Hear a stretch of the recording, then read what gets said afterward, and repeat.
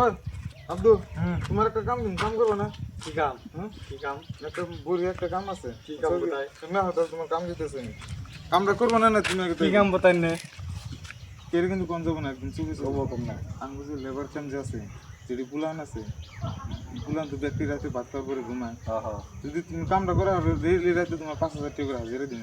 ধ্যাৎ, কি কথা কয় গিরা? না কি কথা, তুমি কামটা করবা নি, তোমার হাজিরা বানায় না, তুমি কাম করা হাজিরা বানায় না। 5,000 টাকা হাজিরা দিলে তোমার লস হবো না, এক রাতে 5,000 করে হাজিরা দিন। কব। আর তোমার কিন্তু তোমার করলাম, তুমি যদি নাও করো কেটে কিন্তু পাবা না। কামটা হলো কি জানি, আনবো যে লেবার কাম যে আছে, লেবার কামে যেটি মানুষ কমসে কম তো 50 জন মানুষ আছে। 50 জন মানুষের কাছে 50টা করে মোবাইল আছে না? না, তো 50টা মোবাইল থাকলে তোমার মোবাইল কোনো রাতে রাতে চুরি করা লাগবে।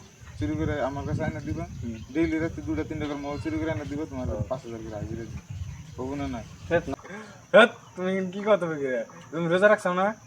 তো রোজা আছে তাই কি? এই রোজা মধ্যে গিরা কি কয় গিরা? এই পাগলা, বুঝো না কে তুমি?